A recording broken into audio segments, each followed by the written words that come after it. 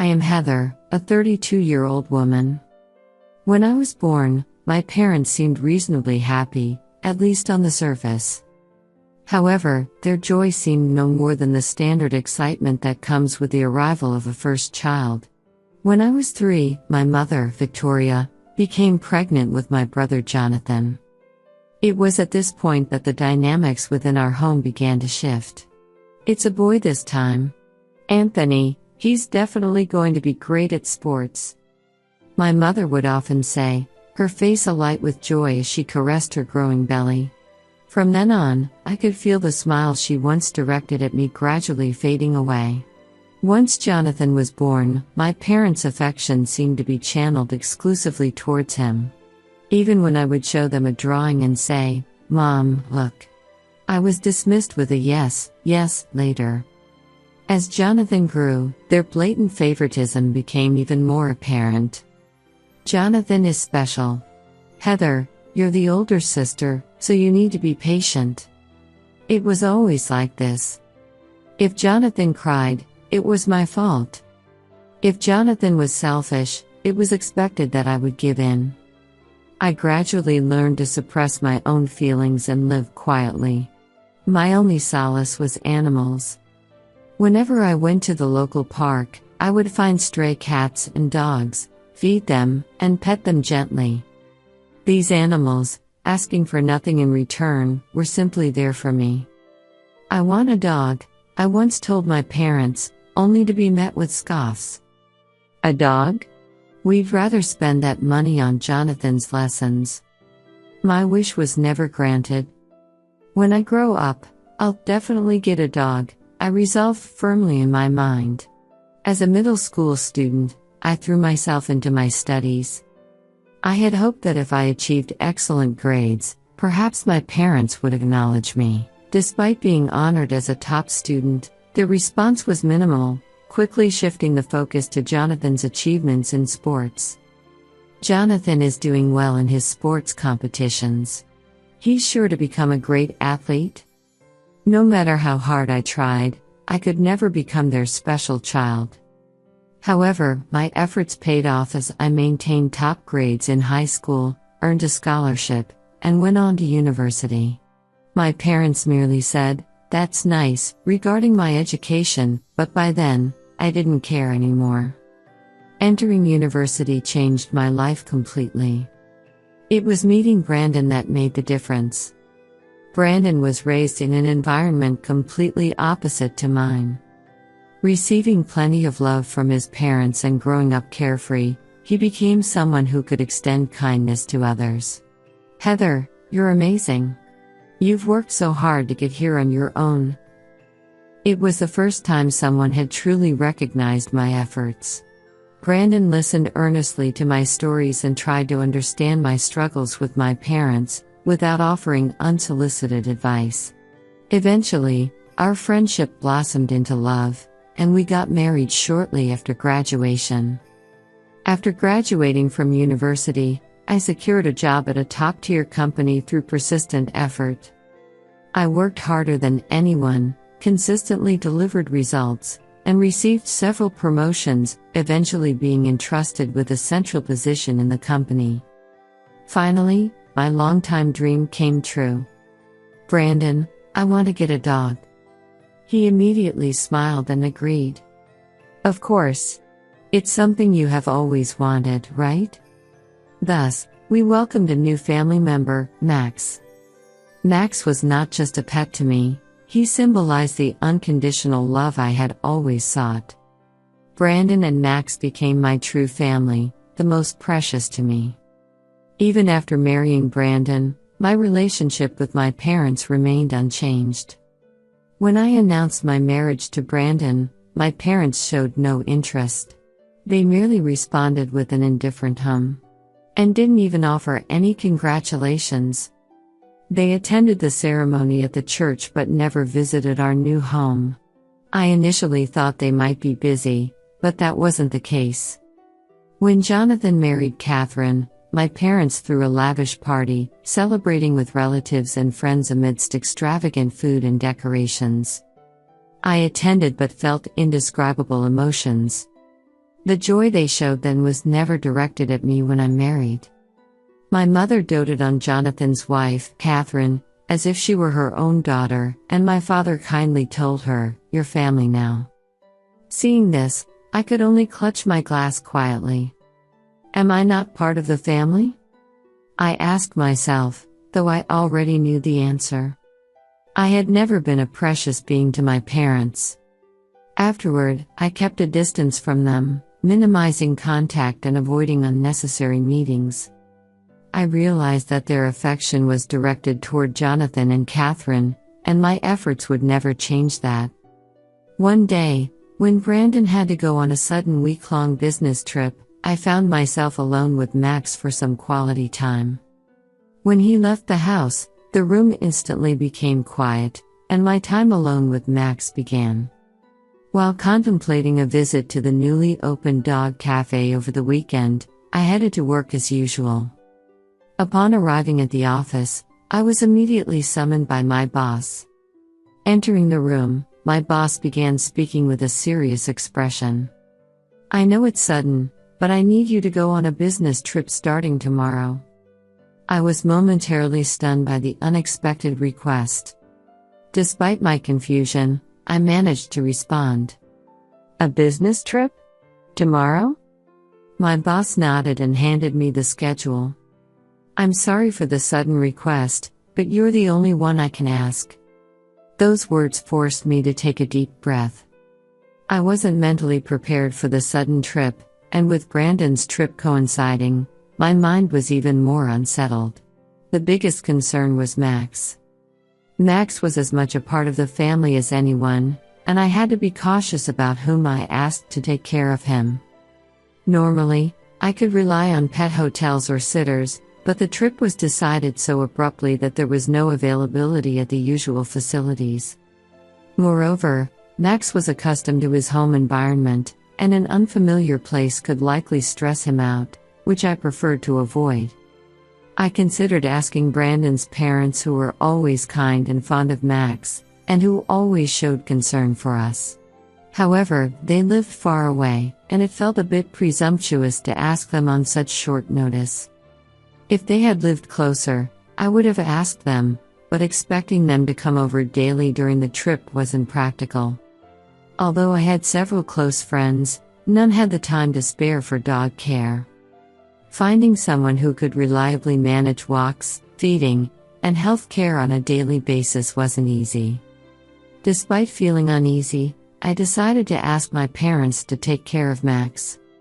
I hadn't been in touch with them for a while, but they lived relatively close by, and I thought, they're family, so they'll probably help if asked. However, this turned out to be a major miscalculation. My mother's response was chillingly cold.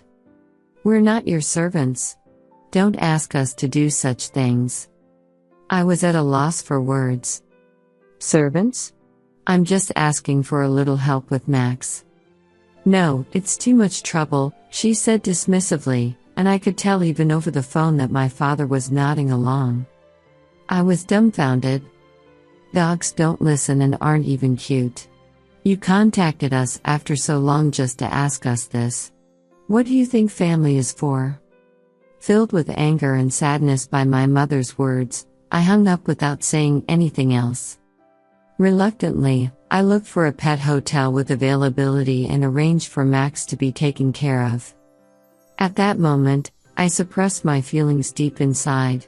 Later that year, at Thanksgiving, I was invited to my parents' house along with Brandon. I was reluctant to go because I knew my parents' blatant attitudes, and I had heard that Jonathan and Catherine would also be there. When Jonathan and Catherine arrived, my mother greeted Catherine ecstatically. "Catherine, I'm glad you were able to come. Was it cold outside? Come in quickly."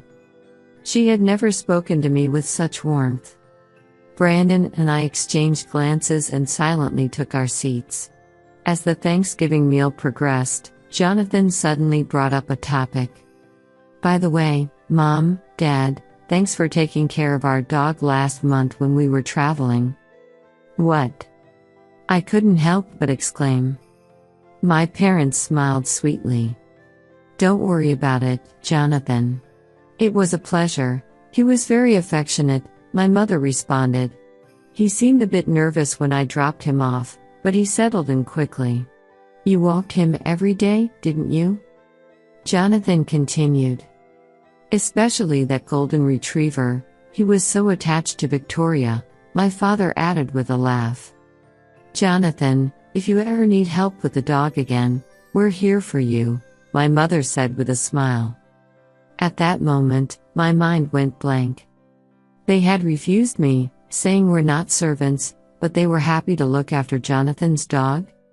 I felt an immediate urge to confront my parents, but wanting to avoid becoming emotional, I held back. After Jonathan and Catherine had left, and we were alone in the quiet living room, the moment finally came. I calmly asked my parents, "What's going on? You refused me saying we are not servants, but why did you take care of Jonathan's dog?" My parents exchanged glances and appeared a bit perplexed. Seeing their reaction, my frustration only grew. I continued, albeit with a restrained voice. "That time, Mom, you ignored my request and said, 'What do you think family is for?'" My mother remained silent, unable to respond. I pressed on, taking a breath. "Why do you do everything for Jonathan, and why am I always treated like this?" As my words echoed in the room, my mother finally looked up and murmured faintly. Jonathan was really in trouble, and I couldn't just ignore him. To us, Jonathan is special. At that moment, years of pent-up anger within me finally erupted. "Don't joke with me. For 5 years, I've been continuously paying the rent for this house. And Jonathan? What has he done?" My mother was momentarily at a loss for words but quickly became defensive. "Jonathan is a boy. We don't want to make a boy struggle." I was left speechless. Ultimately, this was the crux of it all. No matter how hard I worked or how much I gave, I was only ever the convenient daughter to my parents. 5 years ago, my mother said she was unwell and took early retirement from the company she had worked at for many years. However, a month later, my father fell ill. Years of unhealthy living and overwork had taken its toll, and he was diagnosed by doctors as no longer able to do physical labor. He had continued his job at the factory until he collapsed, and since then, he has been unable to work properly. My mother came to me crying about how hard life was. I reluctantly started covering the monthly rent. "What about Jonathan?" I asked. My mother said matter-of-factly, "He's still young. We don't want him to suffer." Jonathan was already a working adult. However, his job was not stable, and Catherine was a stay-at-home wife, so their income was limited compared to ours. Brandon and I both worked full-time and were financially comfortable. Yet, I realized that the amount I was sending had steadily increased. It started with just the rent. But soon it became there's not enough for groceries, there are medical expenses. I want to help Jonathan with his car loan, and one excuse after another for needing more money from me. Still, I continued sending money, thinking it was the least I could do as a filial duty. However, I was never satisfied with my parents' treatment of me. They would demand help us more from me while coddling Jonathan with "don't overdo it." I had always worked hard and fulfilled my responsibilities, yet why was I treated so differently? The more I thought about it, the angrier I became.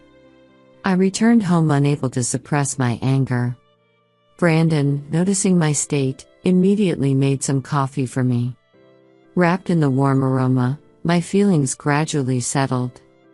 Brandon sat silently next to me, simply offering his presence as support. Although we had lived happily until now, I began to reflect a little. Looking back, Jonathan seemed to live carefree without any signs of financial distress every month. He had 2 dogs and often went on trips with Catherine.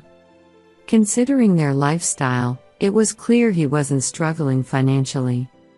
Maintaining pets involves costs for food and medical care, and traveling requires significant expenses. Additionally, considering Catherine was a housewife, it was unlikely that Jonathan's income alone could support their lifestyle. I suspected that my parents were giving him money in some way. Without some source of income, such a lifestyle would be impossible. One weekend, I decided to visit my parents' house to uncover the truth. Upon arriving and entering the house, my parents were watching TV in the living room. My mother noticed me but chose to ignore me. My father, seeing me, simply asked, "What's up?" I gathered my courage and quietly started. "I have something I want to ask. What are you using the money I send for?" I inquired. After a pause, my father replied that they were using it to pay rent and utility bills. "I heard from Catherine that you're supporting Jonathan. And his family's living expenses?" I probed further. My mother fell silent for a moment, searching for words. Then, awkwardly averting her eyes, she said, "Just a little. Only when Jonathan was really in trouble. We gave him some." Hearing this, my heart sank rapidly. The doubts and anger I had been harboring seemed ready to explode. Calming myself with a deep breath, I asked, "Why did you do that?" My mother, teary-eyed, responded, "Jonathan was in trouble, and he insisted." It was clear, my parents had been using the money I sent to support Jonathan. I had been foolish. All this time, deep down, I wanted my parents' recognition. But they had never seen me as an equal member of the family. I decided to stop sending money to my parents completely. A few weeks later, after realizing the remittances had stopped, my parents repeatedly contacted me. "Heather, what are you doing? Your father is struggling. Restart the support immediately. We can't pay the rent." But I did not respond. Gradually, their messages changed. "Heather, I'm sorry. But you're our daughter, right? Aren't we family? How can you abandon your father in such a condition?" Still, I remained silent. Just because we're family doesn't mean I need to sacrifice everything. I had finally understood that. After some time, my parents showed up at my house uninvited. When I opened the door, my mother was crying. "Please, Heather. We have no money left. Without you, we can't survive." I responded quietly. "Then, why doesn't Mom get a job? Didn't you say you retired early because you were ill, but you seem healthy, don't you?" My mother's face contorted. "How can you say something so cold?" "Who's being cold? When have you ever helped me when I was in trouble?" My mother started to speak but then stopped, unable to say anything. I no longer hesitated. "I'm not your convenient daughter anymore." And with that, I closed the door. I could hear my mother sobbing, but I did not look back.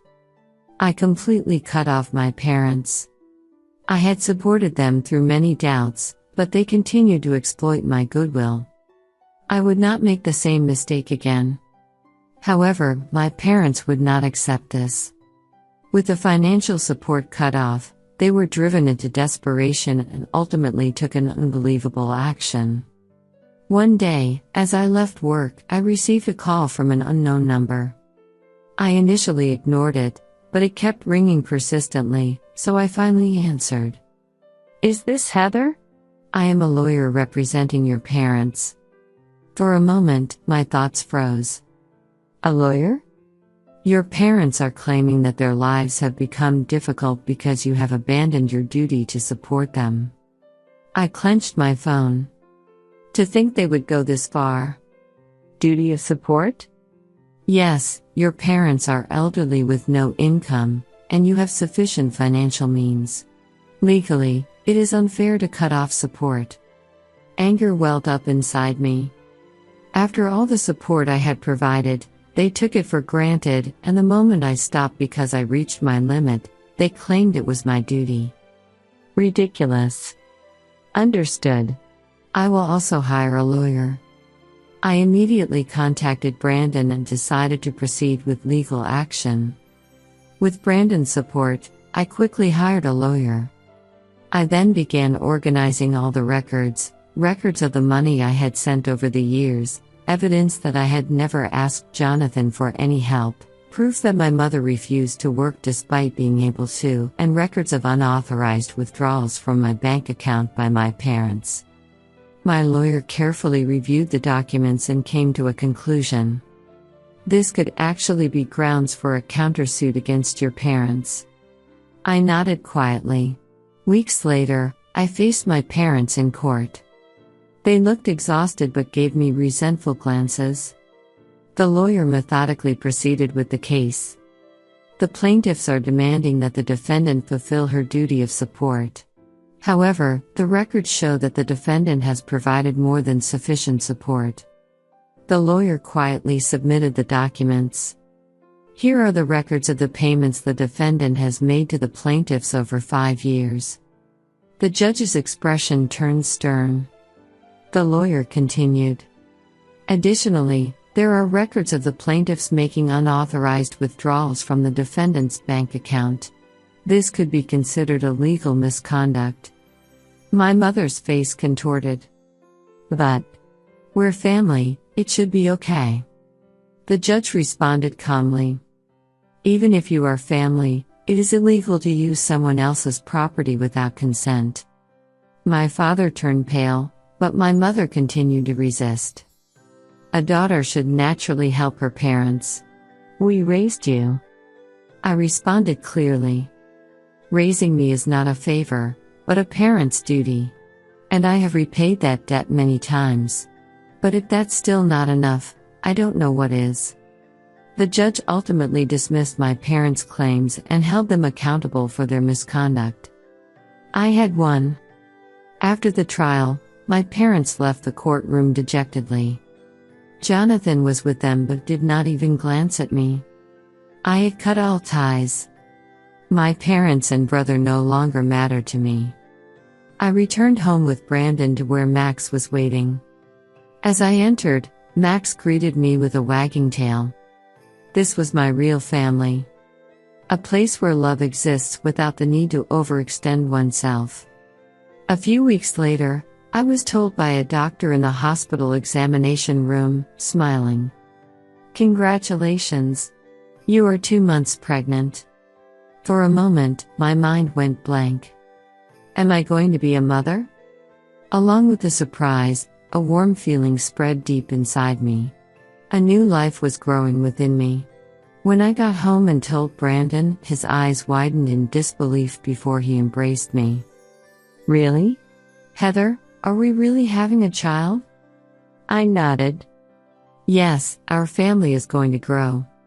Tears welled up in Brandon's eyes. Thank you. Heather, thank you so much. At that moment, I was certain of one thing. My life would no longer be shackled by the past. I was going to build a new family with the person I love. Since finding out I was pregnant, I've become increasingly certain that breaking ties with my parents was the right decision. I want to provide my child with a loving environment, one where they know unconditional love, not exploitation. What if I became like my parents, telling my child to be patient because you're the older sibling or sacrifice for the family? I would never do that. I decided to completely sever the past for the sake of my child. Even thinking of my parents now brings no emotion. Whatever happens to them no longer concerns me. Afterward, Brandon and I enjoyed peaceful days. Max seemed to sense my pregnancy and became even gentler with me. Brandon actively helped around the house and took care of me. One evening, while sitting on the sofa and chatting with Brandon, he suddenly said, "Heather, I'm glad you're happy." I leaned on Brandon's shoulder and quietly replied, "This is the happiest I've ever been." And in my heart, I whispered a wish that our unborn child would also be enveloped in this love. Months into my pregnancy, as my belly slowly grew, I reduced my workload and spent my days with Brandon, thinking of names for our child and preparing baby items. One day, while watching the news, a familiar name flashed on the screen. Elderly couple facing eviction due to unpaid rent. I picked up my smartphone and opened the article. It mentioned my parents' names. According to the article, after losing the lawsuit, my parents had asked Jonathan for help, but he refused to provide any assistance. They eventually fell behind on rent and were about to be evicted from their apartment. I quietly closed the article. It's no longer my concern. The old me might have felt guilty. But the current me is different. My parents chose their path. They were the ones who pushed me away. I placed my smartphone on the table and went out to the terrace where Brandon and Max were. Brandon smiled and looked at me. "Heather, what's wrong?" I smiled as if nothing happened and quietly answered. "Just reminiscing about the past." Brandon didn't ask any more questions and gently took my hand. "I will not return to that past. From now on, I will walk into the future with my beloved family."